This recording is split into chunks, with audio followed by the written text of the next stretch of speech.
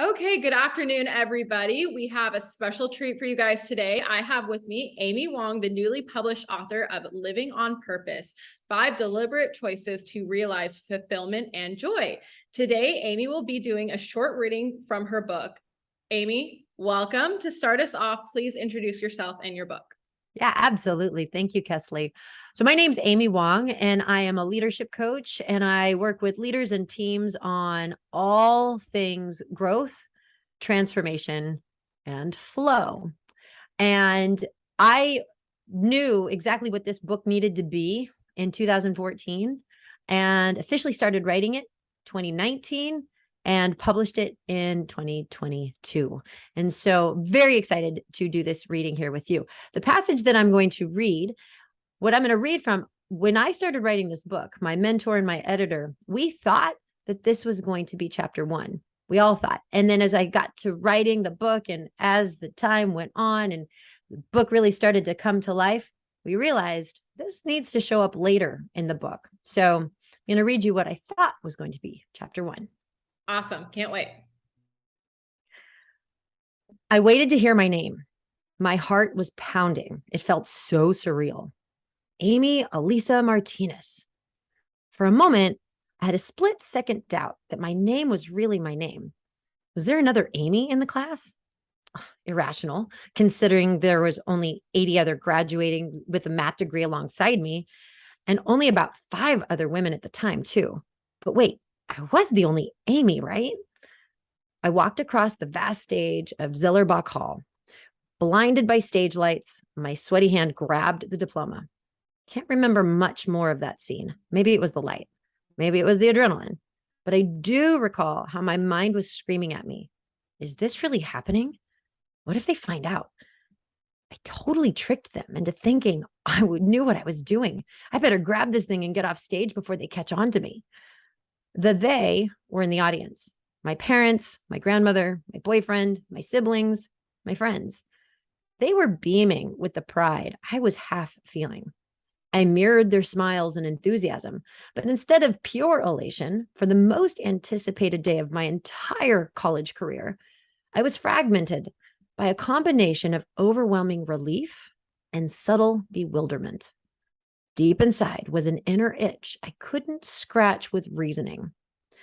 Despite my now official BA in mathematics from the University of California at Berkeley, I wasn't convinced I really deserved it. The proof in my hand made me a hero. The doubt in my head told me I was an imposter.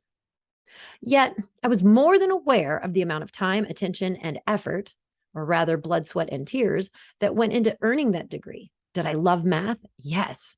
Was I able to do it? Yeah. Was it easy? No. Did I do well? Pretty much. Did I believe myself to be a mathematician? Yes and no. Have you ever heard of imposter syndrome? Well, this is pretty much what it looks like. You may or may not have a story similar to mine, but I'll bet you're familiar with this inner tug of war. We all have this inner opposition that emerges, and oftentimes at pivotal moments in our lives, an inner critic or self-sabotaging voice that argues for our limitations instead of assuring us that we're already worthy.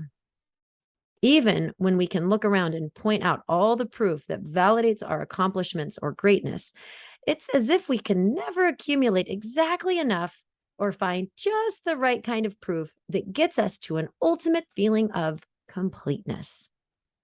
I hear about this inner opposition all the time from others. I see the effects of it all around me, and I experience this inner tug of war myself. If you're human, then this inner opposition lives within you. It's something we all pick up in the process of growing up while trying our best to navigate the increasing complexities of life and doing our best to belong. Now, just so we're super clear about what we're all dealing with universally inside ourselves, let's deconstruct this experience of inner opposition. If you look up opposition in the dictionary, you'll get a description like this: to act against, provide resistance to, combat.